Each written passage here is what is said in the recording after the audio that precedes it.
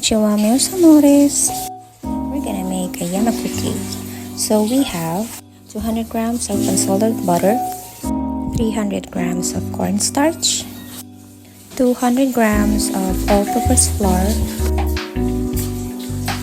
We have 150 grams of confectioner's sugar, 5 egg yolks. We have a baking powder, 1 tablespoon, 1 tablespoon of vanilla extract, and 30 ml of cold water. So pagsasamahin lang natin yan in a bowl.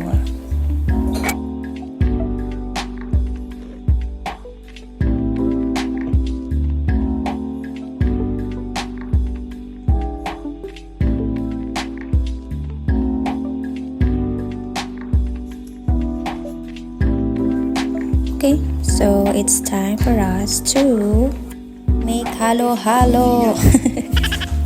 Mamasahin lang natin yan hanggang mag-well combine lahat ng ingredients. These yama cookies, well, actually it is from Brazil. Pero kasi nung unang natikman ko to, yung yema niya parang sa yema natin. Then yung cookie niya, malambot na may lasa siyang puto seko. Sobrang nabitan ko talaga yung lasa. Kaya pinag-aralan ko talaga kung paano gawin. And sobrang dali lang pala nito. Yun nga lang, magmamasa ka ng sticky-sticky, diba? Pero okay lang, masarap naman siya. Pwede nyo rin siyang ibahin ng flavors. So, itong ginagawa ko is for yema. And then, nag-try din ako na gumawa ng pang-filling na ube. Yung style ng yema niya is dulce de leche yung flavor. Hindi siya yung yema na yung sa custard cake. Yung brown na filling, yung matamis.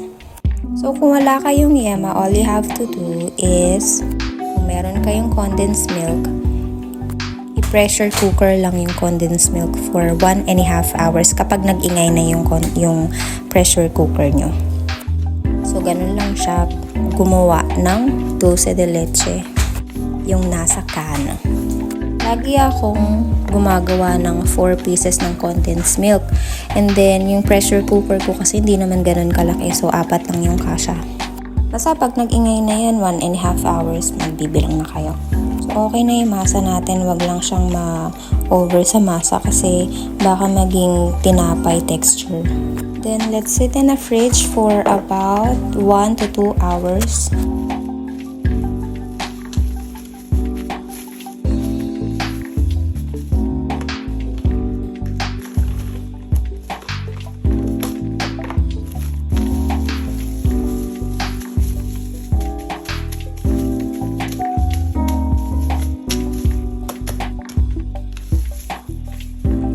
So, okay na siya, and I started to preheat my oven to 180 degrees Celsius and ibibake natin to for 15 minutes.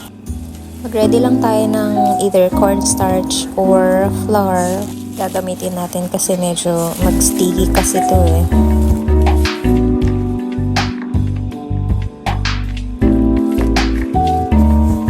The first time na binigyan ako ng, boyfriend ko pa nung asawa ko.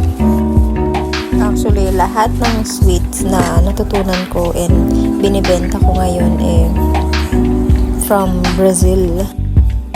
It's Brazilian recipes. Isa to sa mga ginawa ko at binibenta ko nun sa store ko nun. Binigyan ako na ng jowa ko nung time na naniligaw pa siya. Pero nung time na yun, hindi naman ako mahilig sa matatamis. Nanay ko kasi dentista. So, ingat ako kumain ng matatamis eh. Pinapagalitan kasi ako pag alam niyang sumusobra ko kakakain ng candy or chocolates or yung anything na matatamis. And hindi ko rin alam kung bakit nauwi ako sa pag-bake ng mga cakes, ng mga cookies, paggagawa ng matatamis. Samantalang dati noon, hindi ako masyadong isang chocolate lang talaga yung kinakain ko, yung Cadbury. Pero hindi rin ako masyadong makain kasi madali akong ubuhin or sakitan ng lalamunan. So, yung pagbigay sa akin ng jowa ko nito, Hindi ko siya kinain agad. Pero ang kulit-kulit niya, tanong siya ng tanong. Nakain mo na ba? Natikman mo na ba? Sabi ko, hindi pa. Bakit ba? Sinungitan. Hindi ko siya hindi ko siya trip kainin that time. Kasi nga, sobrang tamis. Parang feeling ko, sasakitan ako ng lalamunan kinabukasan. Kasi itsura pa lang, yung yema, yung yemang-yema. Favorite ng nanay ko yung yema cake na yung brownie, yung brown yung kulay, tas merong cheese sa ibabaw. Hindi yung usual na yema cake na medyo light yung color. Yung matamis talaga na klase. So alam ko, matamis talaga siya. So hindi ko siya kinain agad. Siguro umabot muna ng 3 days sa ref ko. Nagtampo pa siya ng bahagya. Dahil sabi ko, hindi kasi ako makain sa matatamis. So, ang lolo mo, ang sabi, ibalik ko daw sa kanya. Grabe siya. Ang arte niya doon. So, yun, ending, kinain ko din. And in fairness, nasarapan ako Tsaka hindi siya yung sobrang wow. Ang tamis, yung ganun. Yung sasakitan ka ng lalamunang kinabukasan. So, yun. Kaya natutunan kong gumawa ng yema cookie. Ang tawag sa kanila neto is alfajor. Alfajor kung coco. Natutunan na naman kayo So, ayan, pinapalamanan ko na siya ng yema. And meron din akong ginawang yema na ang flavor is ube.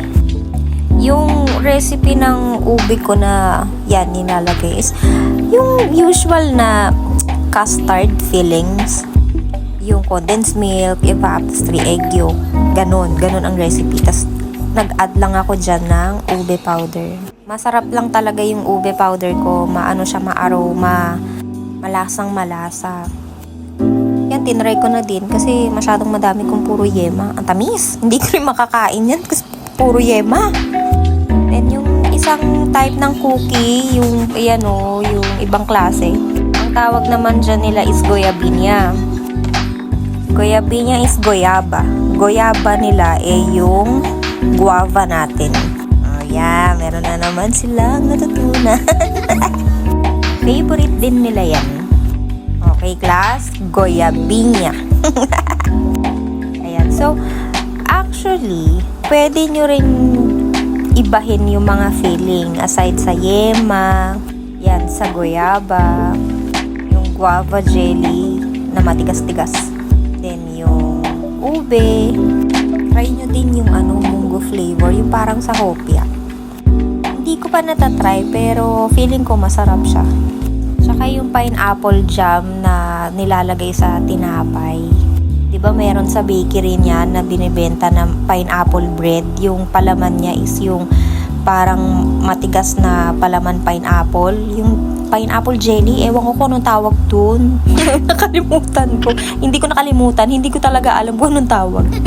So, ayan, try nyo na. Like and subscribe para alam mo ang recipe ko tomorrow. Ciao!